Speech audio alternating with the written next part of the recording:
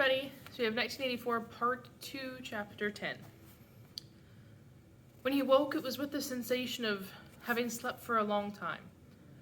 But a glance at the old-fashioned clock told him that it was only 20:30. He lay dozing for a little while, then the usual deep lunge singing struck up from the yard below. It was only a hopeless fantasy.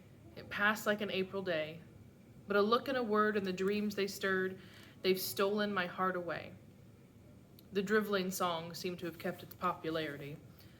You still heard it all over the place. It had outlived the hate song. Julia woke at the sound, stretched herself luxuriously, and got out of bed. Okay, so pausing right there. So this song, we've heard it quite a few times. He associates it with this, the red-haired woman who does laundry. He hates to hear her sing, but at the same time likes it because she's singing. And she sings it all the time, and he says he hates the song. It's drivel, it's stupid, it's asinine, it makes no sense. But it's grown in far more popularity than even the Hate Week song has. So what is important about this song? What could it symbolize? What could it be foreshadowing? Why does this song keep popping up? And he continues, "I'm hungry," she said. "Let's make some more coffee." Damn, the stove's gone out and the water's cold. She picked the stove up and shook it. There's no oil in it. We can get some from old Charrington, I expect. The funny thing is, I made sure it was full. I'm gonna go put my clothes on, she added. Seems to have gotten colder. Winston also got up and dressed himself. The indefatigable voice sang on. They say that time heals all things. They say you can always forget. But the smiles and the tears across the years, they twist my heartstrings yet. As he fastened the belt of his overalls, he strolled across to the window. Sun must have gone down behind the houses. It was not shining into the yard any longer. The flagstones were wet as though they had just been washed, and he had the feeling that the sky had been washed too. So fresh and pale was the blue between the chimney pots. Tirelessly the woman marched to and fro, corking and uncorking herself, singing and falling silent, and pegging out more diapers and more yet more. He wondered whether she took in washing for a living, or was merely the slave of 20 or 30 grandchildren. Julia had come across to his side. Together they gazed down with a sort of fascination at the sturdy figure below. As he looked down at the woman in her characteristic attitude, her thick arms reaching up for the line, her powerful mare-like buttocks protruded, it struck him for the first time that she was beautiful. It had never before occurred to him that the body of a woman of 50, blown up to monstrous dimensions by childbearing, then hardened, roughened by work till it was coarse in the grain like an overripe turnip, could be beautiful. But it was so. And after all, he thought, why not? The solid, contourless body like a block of granite, and the rasping red skin bore the same relation to the body of a girl as the rose hip to the rose. Why should the fruit be held inferior to the flower? She's beautiful, he murmured. She's a meter across the hips easily, said Julia. That is her style of beauty, said Winston. He held Julia's supple waist easily encircled by his arm. From the hip to the knee, her flank was against his. Out of their bodies no child would ever come. That was the one thing they could never do. Only by word of mouth, from mind to mind, could they pass on the secret. The woman down there had no mind. She had only strong arms, a warm heart, and a fertile belly. He wondered how many children she had given birth to. Might easily be 15. She had had her momentary flowering, a year perhaps, of wild rose beauty, and then she had suddenly swollen like a fertilized fruit and grown hard and red and coarse. And then her life had been laundering, scrubbing, darning, cooking, sweeping, polishing, mending, scrubbing, laundering, first for children and then for grandchildren. Over 30 unbroken years. At the end of it, she was still singing. The mystical reverence that he felt for her was somehow mixed up with the aspect of the pale, cloudless sky, stretching away behind the chimney pots into interminable distances. It was curious to think that the sky was the same for everybody, in Eurasia or East Asia, as well as here. And the people under the sky were also very much the same.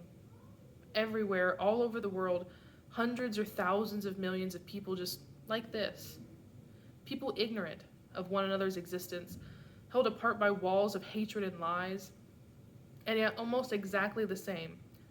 People who had never learned to think, but were storing up in their hearts and bellies and muscles the power that would one day overturn the world. If there was hope, it lay in the proles. Without having read to the end of the book, he knew that that must be Goldstein's final message. The future belonged to the proles, and could he be sure that when their time came, the world they constructed would not be just as alien to him, Winston Smith, as the world of the party? Yes, because at the least it would be a world of sanity. Where there is equality, there can be sanity. Sooner or later it would happen. Strength would change into consciousness. The proles were immortal. You could not doubt it when you looked at the valiant figure in the yard. In the end, their awakening would come. And until that happened, though it might be 1,000 years, they would stay alive against all the odds. Like birds passing on from body to body the vitality which the party did not share and could not kill. "Do you remember," he said, "the thrush that sang to us the first day at the edge of the wood?"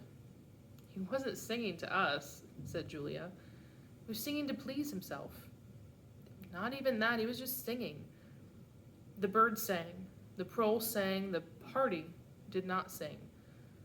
All round the world, in London and New York, in Africa and Brazil, and in the mysterious forbidden lands beyond the frontiers, in the streets of Paris and Berlin, in the villages of the endless Russian plain, in the bazaars of China and Japan, everywhere stood the same solid, unconquerable figure made monstrous by work and childbearing, toiling from birth to death and still singing. Out of those mighty loins a race of conscious beings must one day come. You were the dead. Theirs was the future. But you could share in that future if you kept alive the mind as they kept alive the body and passed on the secret doctrine that 2 + 2 make 4. "We are the dead," he said. "We are the dead," echoed Julia dutifully. "You are the dead," said an iron voice behind them. They sprang apart. Winston's entrails seemed to have turned to ice. He could see the white all around the irises of Julia's eyes. Her face had turned a milky yellow. The smear of rouge that was still on her cheekbones stood out sharply, almost as though unconnected in the skin beneath. "You are the dead," repeated the iron voice. "It was behind the picture," breathed Julia. "It was behind the picture," said the voice. "Remain exactly where you are. Make no movement until you are ordered." It was starting. It was starting at last. They could do nothing except stand, gazing into one another's eyes. To run for life, to get out of the house before it was too late, no such thought occurred to them. Unthinkable to disobey the iron voice from the wall. There was a snap, as though a catch had been turned back, and a crash of breaking glass. The picture had fallen to the floor, uncovering the telescreen behind it. "Now they can see us," said Julia. "Now we can see you," said the voice. "Stand out in the middle of the room. Stand back to back. Clasp your hands behind your heads. Do not touch one another." They were not touching, but it seemed to him that he could feel Julia's body shaking. Or perhaps it was merely the shaking of his own. He could just stop his teeth from chattering, but his knees were beyond his control. There was a sound of trampling boots below. Inside the house and outside, the yard seemed to be full of men. Something was being dragged across the stones. The woman's singing had stopped abruptly. There was a long, rolling clang, as though the wash tub had been flung across the yard, and then a confusion of angry shouts which ended in a yell of pain. "The house is surrounded," said Winston. "The house is surrounded," said the voice. He heard Julia snap her teeth together. "I suppose we may as well say goodbye," she said. "You may as well say goodbye," said the voice. And then another quite different voice, a thin, cultivated voice, which Winston had the impression of having heard before, struck in. "And by the way, while we're on the subject, here comes a candle to light you to bed. Here comes a chopper to chop off your head."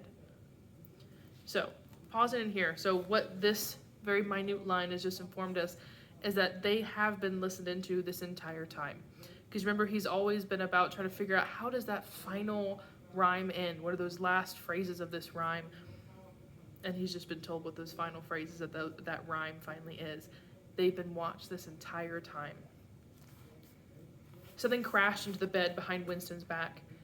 The head of a ladder had been thrust through the window and had burst in the frame. Someone was climbing through the window. There was a stampede of boots up the stairs. The room was full of solid men in black uniforms, with iron-shod boots on their feet and truncheons in their hands. Winston was not trembling any longer. Even his eyes, he barely moved. One thing alone mattered: to keep still. To keep still and not give them an excuse to hit you. A man with a smooth prizefighter's jowl in which the mouth was only a slit paused opposite him, balancing his truncheon meditatively between thumb and forefinger. Winston met his eyes. The feeling of nakedness, with one's hands behind one's head and one's face and body all exposed, was almost unbearable. The man protruded the tip of a white tongue, licked the place where his lips should have been, and then passed on. There was another crash. Someone had picked up the glass paperweight from the table and smashed it to pieces on the hearthstone. The fragment of coral, a tiny crinkle of pink, like a sugar rosebud from a cake, rolled across the mat.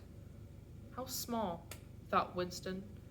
How small it always was.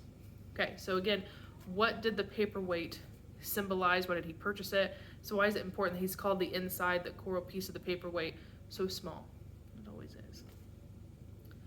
There was a gasp and a thump behind him, and he received a violent kick on the ankle, which nearly flung him off his balance. One of the men had smashed his fist into Julia's solar plexus, doubling her up like a pocket ruler. She was thrashing about on the floor, fighting for breath. Winston dared not turn his head even by a millimeter, but sometimes her livid, gasping face came within the angle of his vision. Even in his terror, it was though he could feel the pain in his own body, the deadly pain which nevertheless was less urgent than the struggle to get back her breath. He knew what it was like, the terrible, agonizing pain which was there all the while but could not be suffered yet, because before all else it was necessary to be able to breathe. The two of them hoisted her up by knees and shoulders and carried her out of the room like a sack. Winston had a glimpse of her face upside down, yellow and contorted with eyes shut, and still with a smear of rouge on either cheek, and that was the last he saw of her. He stood dead still. No one had hit him yet. Thoughts which came of their own accord but seemed totally uninteresting began to flit through his mind. He wondered whether they had got Mr. Charrington. He wondered whether they had done to the woman in the yard. He noticed that he badly wanted to urinate and felt a faint surprise because he had done so only 2 or 3 hours ago. He noticed that the clock on the mantelpiece said 9, meaning 21, but the light seemed too strong. Would not the light be fading at 21 hours on an August evening? He wondered whether, after all, he and Julia had mistaken the time, had slept the clock round and thought it was 20:30 when really it was not 8:30 on the following morning. But he did not pursue the thought further. It was not interesting. There was another lighter step in the passage. Mr. Charrington came into the room. The demeanor of the black uniformed men suddenly became more subdued. Something had also changed in Mr. Charrington's appearance. His eye fell on the fragments of the glass paperweight. "Pick up those pieces," he said sharply. A man stooped to obey. The Cockney accent had disappeared. Winston suddenly realized whose voice it was that he had heard a few moments ago on the telescreen. Mr. Charrington was still wearing his old velvet jacket, but his hair, which had been almost white, had turned black. Also, he was not wearing his spectacles. He gave Winston a single sharp glance, as though verifying his identity, and then paid no more attention to him. He was still recognizable, but he was not the same person any longer. His body had straightened and seemed to have grown bigger. His face had undergone only tiny changes that had nevertheless worked a couple transformations. The black eyebrows were less bushy, the wrinkles were gone, the whole lines of the face seemed to have altered. Even the nose seemed shorter. It was the alert, cold face of a man of about 5 and 30. It occurred to Winston that for the first time in his life he was looking, with knowledge, at a member of the thought police. Okay, so we just finished chapter 10, and everything has gone to crap. Okay, everything's changing. Everything he's done, they thought they were being secretive. He thought, his relationship with Julia, that he was in this apartment with no telescreen, but there's really a telescreen. And even Mr. Charrington himself, this whole time from page 1 when he bought the diary, has been part of the thought police. And he's been monitored this entire time. So everything's just gone. And that's how we also end part 2. So not only in your journals do you need to be summarizing the chapter, but what is the overall focus for part 2 of 1984?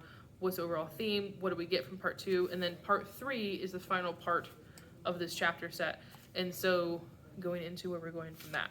So take a moment with your notes, then move on to part 3, chapter 1.